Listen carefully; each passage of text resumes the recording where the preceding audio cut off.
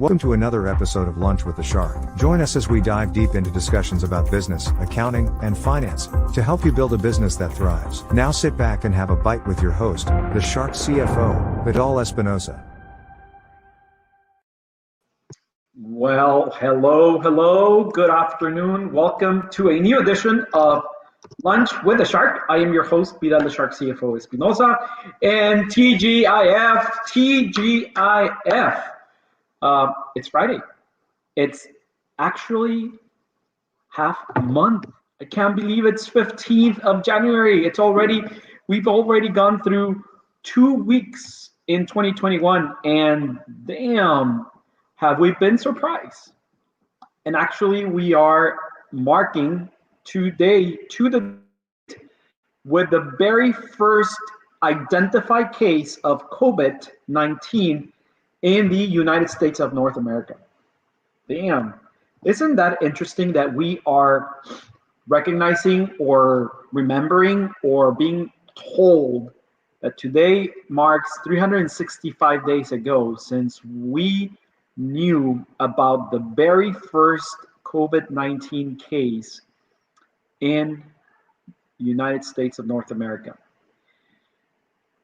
And little that we knew what was going to happen, what this little chingaderita, microscopic chingadera has done to humanity.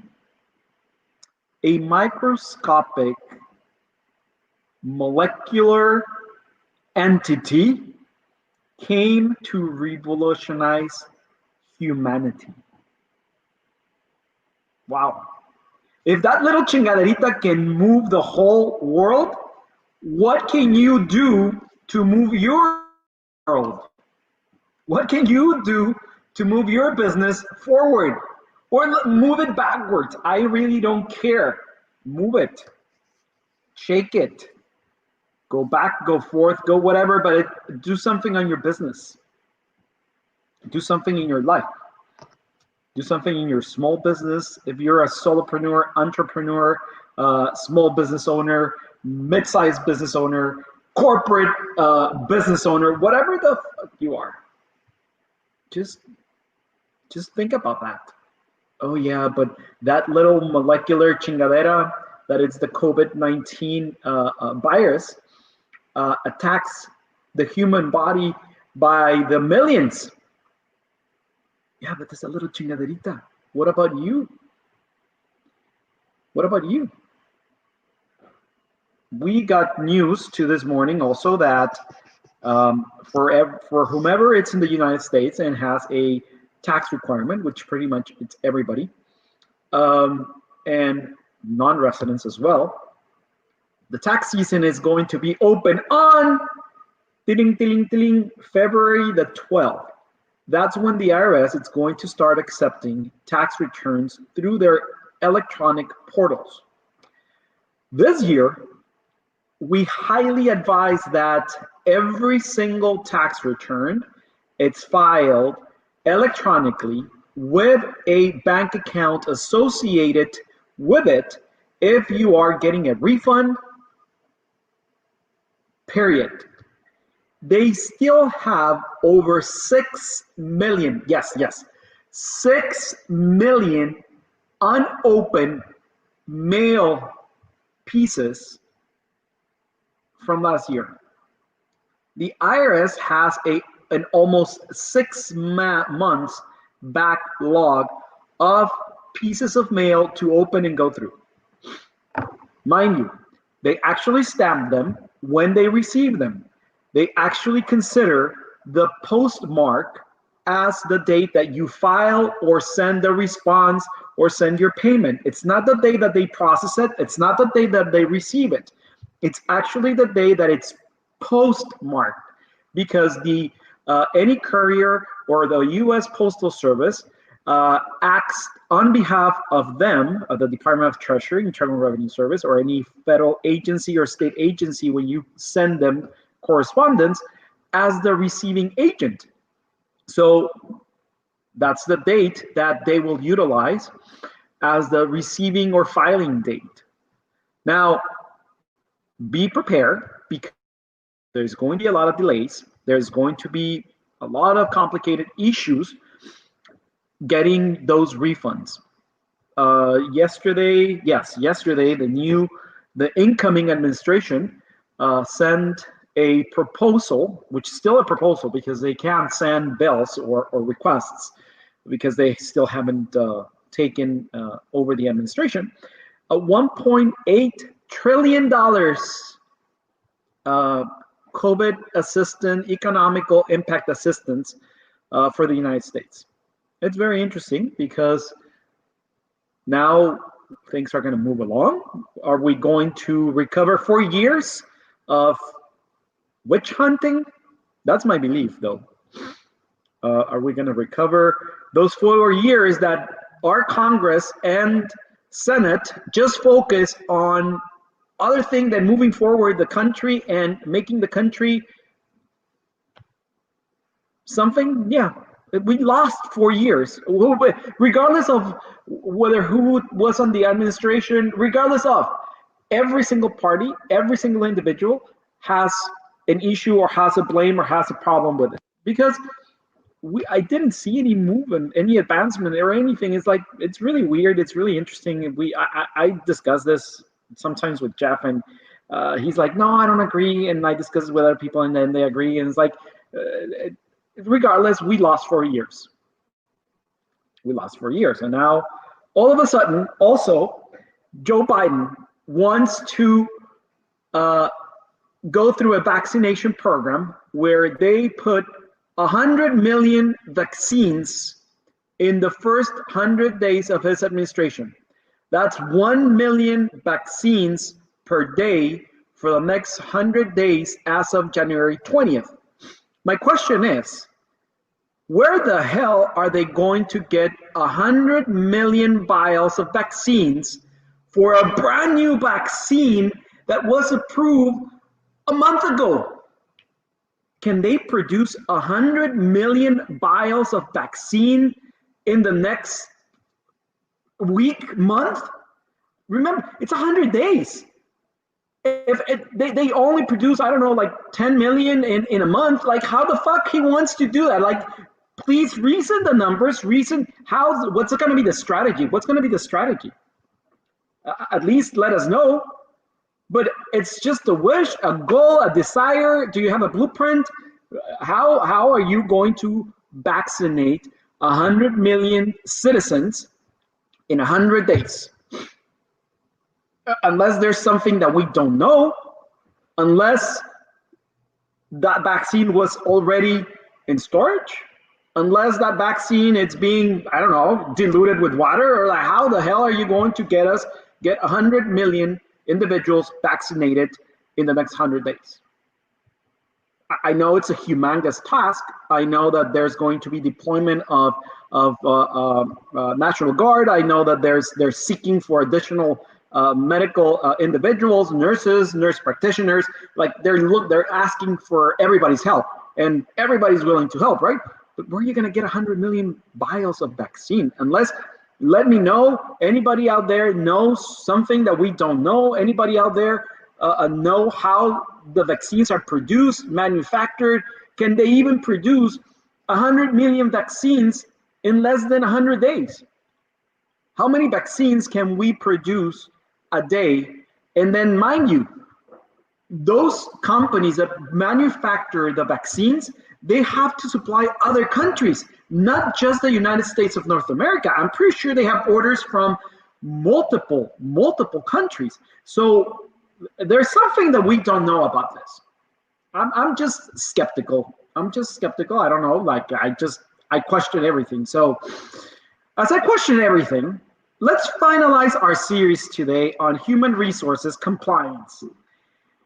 And I just don't know how to get this across people that handle human resources and people that manage individuals, whether employees or independent contractors, okay? Employees and independent contractors, both of them are managed through human resources, okay? And both of them carry a tremendous exposure legally, tax-wise, to the shareholders and to the company. Okay? Sometimes, most of the times, if not the majority of times, this liability exposure comes in the form of monetary sanctions, meaning a dispute through the labor board for the independent contractor or the employee, which is going to cost the company fines, penalties, and salaries or unpaid salaries or whatever they're claiming, or taxes. Okay, I've hardly seen any lawsuits that become sanctioned with imprisonment, because it's human resources. Unless you kill an employee or a independent contractor, then there's something else. There's different. Okay, so it's totally different. Or you rape, or you molest, or you something, right? Something that it's in that nature, but not when it comes to compliance. And those penalties are extremely expensive. I've seen penalties here in California, at least in San Diego, for not carrying workers' compensation. It carries a $10,000 penalty per employee, plus a fine per day, since they determined that you employed that individual and had no workers' comp. That also carries a misdemeanor or felony case against the owner of the company. Mind you, they don't put you in prison for that. They'll give you a slap in the hand.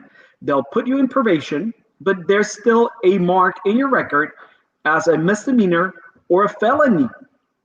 Okay? And that's a huge, because if you get a second or third offense, you will go to prison. They will book you and put you in prison. Be careful. So compliance is really important. Also, the agreements that you sign with your employees or independent contractors, every single T must be crossed, every single I must be dotted. This morning, I was actually going through our payroll system for one of our clients, and I know that they lack in compliance, and I got an email saying, oh, we're going to review one issue, which was the least of my worries.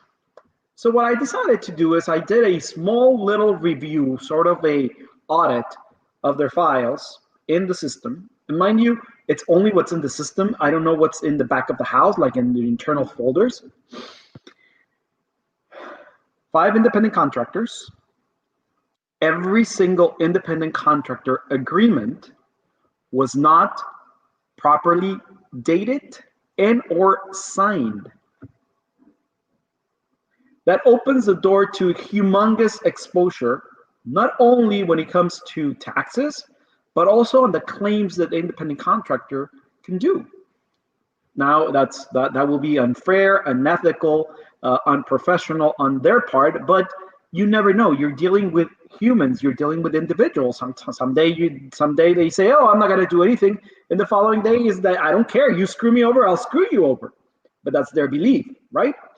So you need to be very conscious that even though you have a system in place that catches those contracts after they're signed, you have to review them internally. You have to review them with a close lens and eye to make sure that everything is checkmarked. You must know that. You cannot, again, set it and forget it. Google, in this case, it's not your friend, because Google is not going to go and read the agreement for you and make sure that every single section that is supposed to be signed, dotted, crossed, initialized, dated, it's done, unless you have a expensive human resources software, which in this case, they don't have. It's just laziness Or they believe that as long as we have it there. Well, as long as it's there, and until any federal agency or state agency comes knocking in our door, and there's tremendous fines and penalties, are you going to learn? Or are you guys listening on cases that have happened and you're like, holy shit?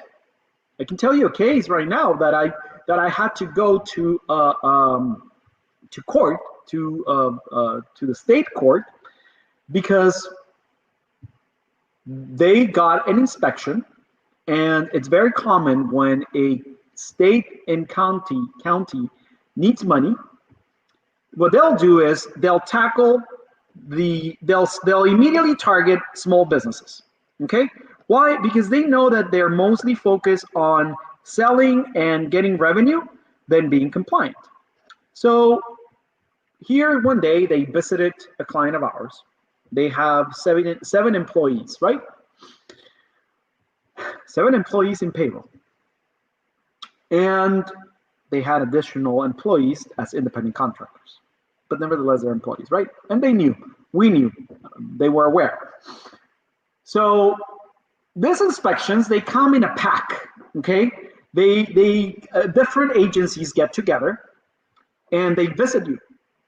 Very, very friendly. They are one of the most friendly human beings in the world that you can encounter, because they want to become your friend, because they want to get as much information that they will utilize against you afterwards, because they won't tell you what they'll use the information for. It's just an inspection, right? So they come in a pack of 4. One, it's the Workers' Comp State Department. Second, it's the Labor Board. Okay. Third, it's OSHA, which they are the ones who review all the health and safety security in the company. And fourth, it's the District Attorney's Office.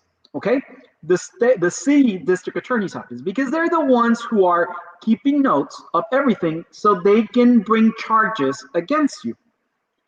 So the first one, and the one that talks to you or has the capacity to review you, is the Labor Board, right? The California or the state Labor Board. And what they do is they immediately separate themselves, and they surround every employee or every person that it's in your business. And they start questioning them. Hey, what are you doing here? If they have the slightest a question, whether they're an employee or they're a customer, or if they think they're an employee, you're screwed. Okay? So every person that they determine it's an employee, they're going to be asked, do you work here? Even if they answer no. Okay? So what's your name? Do you have an ID? They're not there to review or check their immigration status. That's one thing that I can say. They're not there unless there's something immigration, but they're mostly not there for immigration purposes. Well, they determined in this case that they had 11 employees. Only 7 were on payroll. For those 4 employees that were not on payroll, they actually ask, after they do the inspection, they give you a small little, not a small, a legal size piece of paper with the findings, every finding that they have, right? Oh, we have 4 individuals that are not on payroll. You claim 7 people on payroll and 4 people, and then they say, oh, you can always fix this. Don't worry. Nothing's going to happen. Just let me write this. Just sign it. They trick you, right? So a couple of weeks later, you get a letter in the mail saying, hey, you have a hearing at the Labor Board in this address, blah, blah, blah, blah. That's where they roll out every single penalty and everything. That's when the fun stuff starts. Because at the same time, the city attorneys is there to serve you with a lawsuit, either a misdemeanor or a felony, for not carrying workers' comp, okay, for not having them on the payroll. And then the EDD, through the Labor Board, which is the Employment Development Department, sends you a notice for an audit. They'll review all your payroll records, and they'll ask you for independent contractor agreements. They'll ask you for their W-9s, W-8s, for everything. And if they determine that they're not an independent contractor, they were supposed to be classified as employees, you're screwed. You're screwed because you cannot go back to them and say, hey, you owe me those taxes. No, you're liable for the taxes that you did not withhold and the taxes that you were supposed to pay on behalf of them. So you're screwed, technically. That's compliance on human resources. When you have employees, you have to pay them at least minimum wage. You need to know what's the minimum wage for federal purposes, for state purposes, and for your county. In California, the minimum wage, it's different at different levels compared to the federal state versus California. California is higher, first of all. So you pay more for flipping French fries or flipping burgers than any other state. Now, if you're in San Diego, there's a higher minimum wage. Okay, so that's why your burgers in California and San Diego are more expensive, because you're paying more for people flipping burgers or shaking fries than in any other state. Now, this new administration wants to make minimum wage at every level $15. So imagine Wyoming or any of those states that have a lower and lower minimum wage than any other state. What are they going to do? How are they going to be able to afford? So this is translated and it's transferred to you, the consumer. So, but you need to know the minimum wage, when they go into effect, how they go into effect, how this affects you, because the more you pay, the more taxes you pay. Also, you need to know when to pay overtime. Is it after they work 8 hours a day? Is it after they work 40 hours a week? When? So you need to address this with your state, and also that you must comply with federal guidance. Okay? So if you need to pay overtime, 1.5 times their minimum wage, right? But when is it? Is it after 8 hours of work? Is it after 40 hours of work per week? What if they're part-time? You need to be knowledgeable on this. You need to know if you're handling HR. And oh yeah, you know what? Just to be on the safe side, after 8 hours of work. Yeah, that's on the safe side because it's not your money. If you're a good employee, you're not just going to be looking out for your own benefit or your team members' benefits. You're there for the benefit of the shareholders of the company. Oh, we are going to have an open policy for sick leave. We have no hours of sick leave. I can just call in and say, you know what, I don't feel like going to work because I feel sick. We're going to have to pay it. The company's going to pay it. Really? Do you know the exposure? Do you know the liability? Well, if there's a sick leave policy like that, then I'm going to call in sick every single freaking day and you have to pay me. But you can't fire me because it's against the law to fire me for being sick. So what are you going to do? Oh, but that's not the intention. Yeah, but do you know that humans tend to look for the easy way out and find loopholes? Be careful. Understand your medical coverage requirements. Do you know that if you have 50 or more employees, you have to provide medical insurance? And do you know that, how do you calculate the 50 or more employees? Is it full-time, part-time, by hours, by amount? Do you even know that? Do you follow that? Do you have a guideline? Preparing your employees for retirement.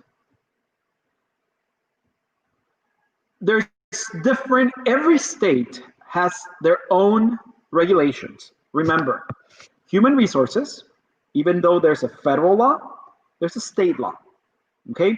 And state law, in this case, supersedes minimum requirements from the federal law. And that's California. Everything that California does to a point supersedes the minimum requirements that the federal agencies and laws require. But since you operate, or if you operate in California, you have to guide yourself by the California regulations. Simple. And if your county regulations supersede or are stronger, stringent, more expensive, or whatever, you have to follow the county where you are located, with your headquarters office it's located. So be prepared for your employees to retire. Now, if you provide, let's say that you provide vacations, you have to provide vacations every year after that for that employee. Oh yeah, 1 year I'm gonna give you vacation, the next year you won't. You're screwed. You have to give them vacation, same as retirement. Avoiding discrimination on job applications. Dude, oh God. This is a case that I still laugh about. There was this client, and there's still a client, and they're super cool, and we became really good friends. They became our clients like in 2014 or something like that. And they said, hey, would you be able to help us look for an operator for our business here in San Diego? I said, sure.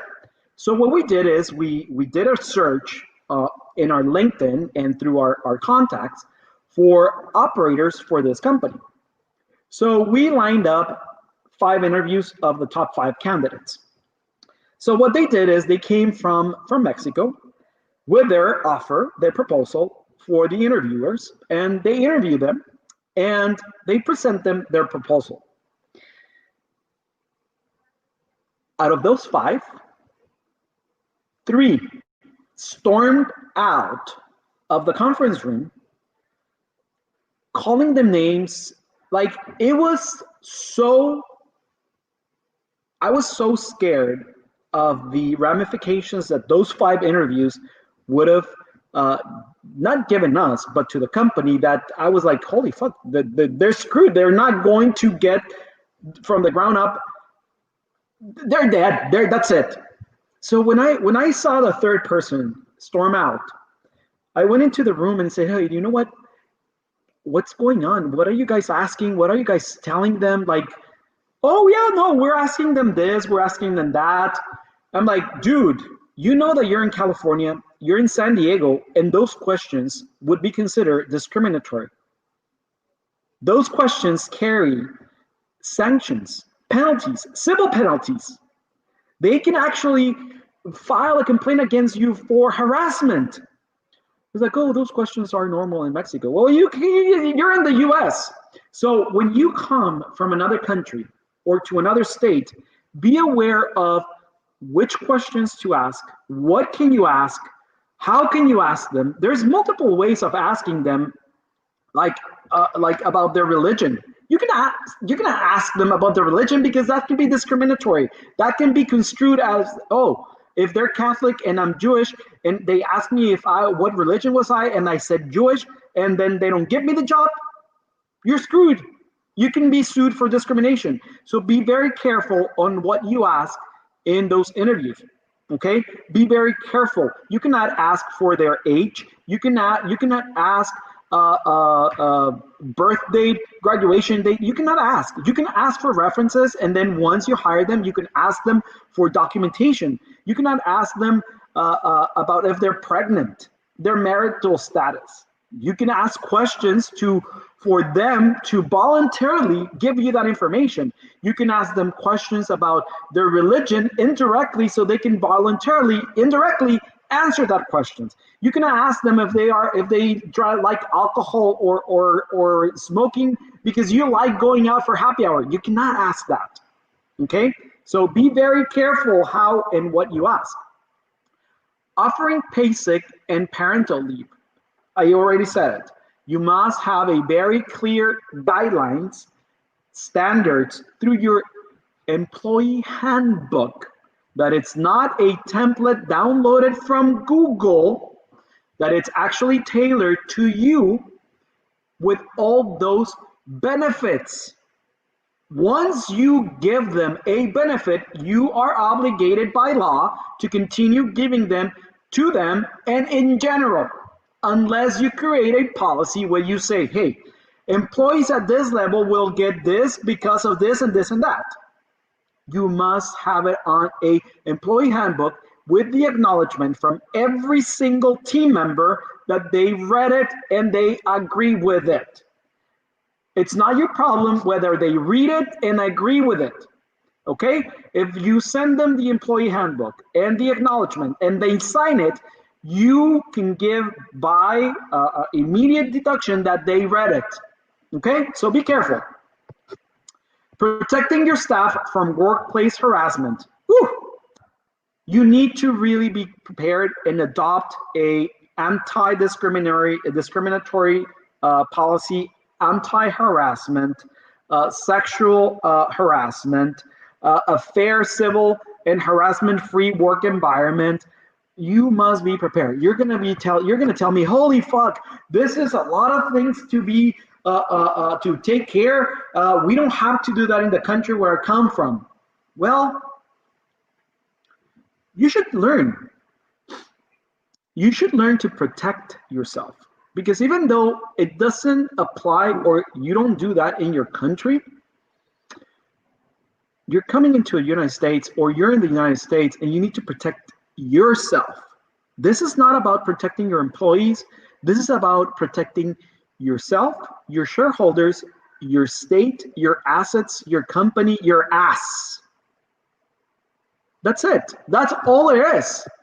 And you don't need to know all this. You just need to be aware of it, and you need someone to protect and cover your butt. And listen to them. If you don't listen to them, look for somebody that you're going to listen to. Don't waste their time, nor waste yours. If you're not going to listen to them, and if you don't like your advisor, look for a new advisor. But follow the guidelines or the guidance from your advisor. There's a reason why your advisor is advising you on this shit. Trust me, we've seen companies declare bankruptcy just because of the lack of following the advice. Classifying your workers correctly. Oh, no. You know what? I don't want to pay salaries. It will kick me out of my my industry. It will kick me out of my my competition is gonna win over me. No, it's not.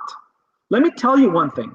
Let's say that you are in the flipping real estate properties. Not everybody has handymans working as contractors. Not everyone. If you want to do it, do it. But the only fact that you're doing it is because you want to bring more money into your own pocket. That's all there is. And then if something goes wrong, there's no recourse. You are going to have to put it out of your own pocket because you save a couple $1,000s to put them in your pocket. But if something goes wrong through the construction, or if something goes wrong once you sold the property, the new owner can come back to you. And what are you going to do? Are you going to go back to that contractor that has no license because you try to save on his cost because this contractor doesn't have employees on workers' comp and he doesn't, like, it's all shady? Guess who's going to pay for it? It's not him. He's going to be like, you knew I had no license. It's on you. So be careful on how you classify contractors or employees. It's a very thin line, and most agencies, federal and state, are always looking for little red flags. The smallest red flags. You have no idea how they are looking for these companies. That they can say, look, this company has independent contractors instead of employees. We're going to go. And it's done through the payroll. It's done through their annual tax returns. They're not stupid. You have 99% of your labor costs through independent contractors. Or you have no set payroll. It's like, well, how the hell are you doing this without a payroll? Okay, you have a contractor. Okay, let's go and look at the contractor through the 1099s, and they're going to go and knock on his door and say, hey, show me your paperwork. They're going to put him out of work. And what? You're screwed. Be careful. Stay in compliance with human resources. It's a humongous and tedious task because you must be prepared and knowledgeable in every single aspect of the labor law, new regulations, new sanctions, new policies, new requirements, workers' comp, OSHA, safety guidelines, payroll taxes. Do you want me to continue? Look for an advisor that can help you and support you with your human resources needs, or look for someone that is knowledgeable to help you in your company, inside your company. This area, human resources department, carries a tremendous exposure. Human resources, it's, in my point of view, in my belief, your most important capital, your most important asset, because your team are the ones who are helping you move towards the direction that you want to go. So be very careful, be very knowledgeable, be conscious that the lack of or the half-assing of your human resources will carry you tremendous exposure. We can help you, we can refer you, or look within your company, but look within your company with somebody that it's capable of handling, somebody that's capable of learning, somebody that it's capable and specializing in that aspect. So let's finish today's episodes with a quote from Will Rogers. He is an American singer and film actor. And he said, even if you are not on the right track, you'll get run over if you just sit there.